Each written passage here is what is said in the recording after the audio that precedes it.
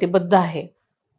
ही bank अवसायनात निघाल्यानंतर बुलढाणा जिल्ह्यातील काही मोठे नेते दादांकडे यायचे आणि बँकेला आर्थिक मदत करा म्हणून पाठपुरावा करायचे, हे आपल्या सगळ्यांना माहिती आहे. आणि मी सुद्धा त्याची साक्षीदार आहे, कारण अनेक वेळा मी दादांसोबत असायची तेव्हा हा विषय मी ऐकत असायचे.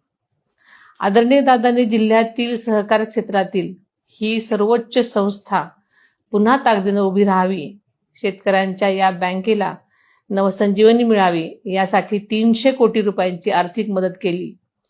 त्यामुळे ही बँक अवसायनातून बाहेर आलेली आपण सगळ्यांनी पाहिली आहे. आता मात्र या नेत्यांनी आपल्या पक्षाला वगळून इतर सर्व पक्षाला सोबत घेतलं, याची मला खंत वाटते. 21 पैकी 12 संचालक बिनविरोध केले. ज्या दादांनी बँकेला भरीव मदत केली त्यांच्याच पक्षाला बाजूला ठेवण्याचं काम त्यांनी केलं. त्यामुळे माननीय दादांच्या नावानं स्वर्गीय अजितदादा पवार शेतकरी परिवर्तन पॅनल या नावानं आपण पॅनल उभं केलं आहे.